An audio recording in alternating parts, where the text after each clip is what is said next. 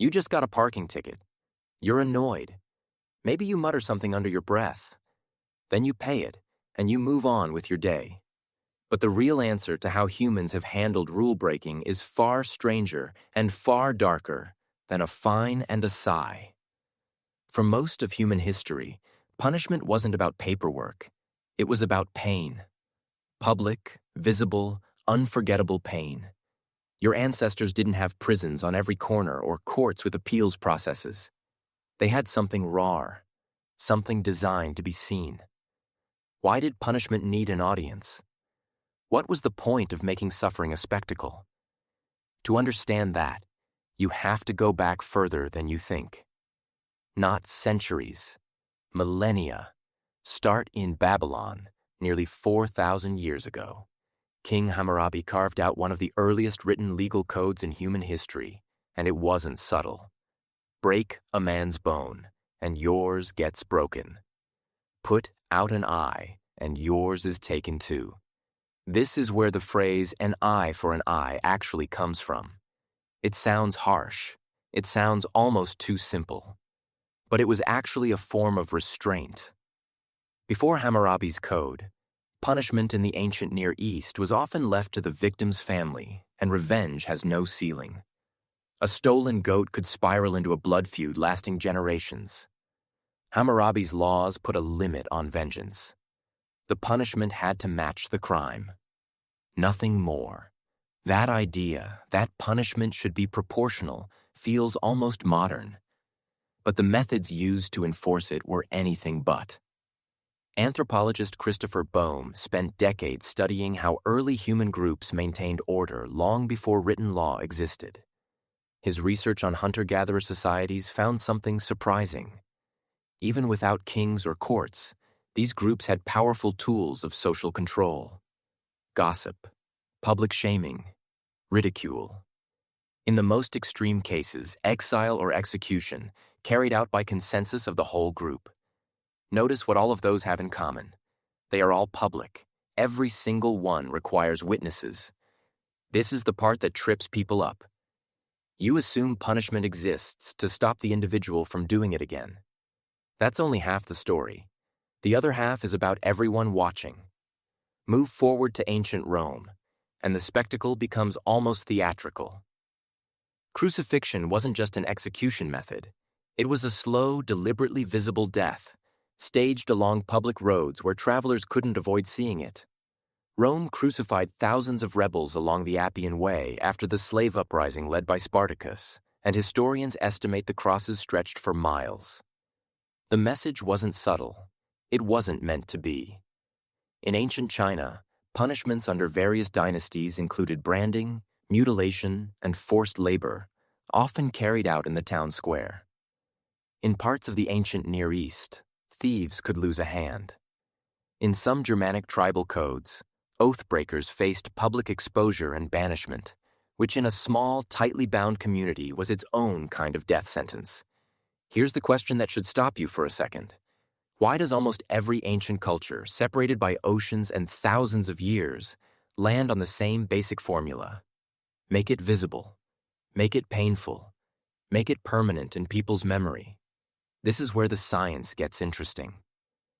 Neuroscientist Robert Sapolsky, who has spent much of his career studying stress and social behavior in primates, points out that humans are exquisitely wired to learn from watching others suffer consequences. You don't need to steal bread and get your hand cut off to learn not to steal. You just need to watch it happen to someone else, once. And your brain files that lesson away permanently. That's the actual function of ancient punishment. It wasn't only correcting the individual, it was programming the crowd. And it worked, in a brutal, effective way. Public punishment created what researchers call a deterrent effect that spread far beyond the person being punished. One execution could shape the behavior of an entire town for a generation. But there's a twist buried in all of this, and it's the part that changes how you should think about the whole system. The punishments didn't just target the body, they targeted identity. In ancient Greece, a common punishment for certain crimes was atimia, the loss of civic honor. You could still be alive, still be breathing, but you were stripped of your rights as a citizen. You couldn't speak in the assembly. You couldn't hold office. You essentially became a ghost inside your own city. That should sound familiar to you, actually. Not the exact mechanics. The underlying logic. Because your brain still runs a version of this today. Ask yourself honestly, what scares you more? A private fine you pay quietly online, or being called out publicly, by name, in front of people whose opinion of you matters. Most people, if they're honest, fear the second one more. Philosopher and historian Michel Foucault built an entire body of work around this exact shift.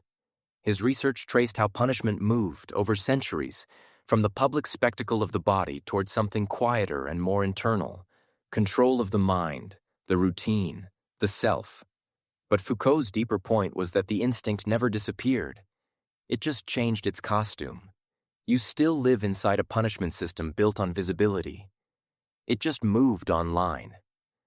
Think about what actually happens now when someone is caught doing something wrong in public view. A video spreads.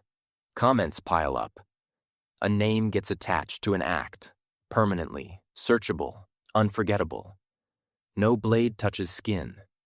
No cross gets raised on a roadside. But the mechanism is identical to what Hammurabi's Babylon and Caesar's Rome were running. Make it visible. Make it painful. Make it impossible to forget. There's one more layer worth sitting with, because it reframes everything you just learned. Ancient punishment wasn't only about controlling criminals. It was about binding everyone else together. When a community gathers to witness a punishment, they are also, quietly, reaffirming what they believe is right. The line between acceptable and unacceptable gets redrawn in public, in real time, in front of every single person watching. That's why exile worked as well as it did in small ancient societies. It wasn't just removing a threat. It was a visible reminder to everyone remaining of exactly where the boundary sat. So the next time you scroll past a story of someone being publicly called out, or you feel that flash of relief that it wasn't you, understand what's actually happening underneath. You're not just witnessing consequences. You're participating in one of the oldest rituals your species has ever built. A ritual designed, thousands of years before writing existed, to keep the group intact by making an example of the individual. You just got a parking ticket. You're annoyed. But somewhere underneath that mild irritation is a system your ancestors would recognize instantly, stripped now of blood and spectacle, but still running on the exact same ancient code. Watch. Remember. Don't be next.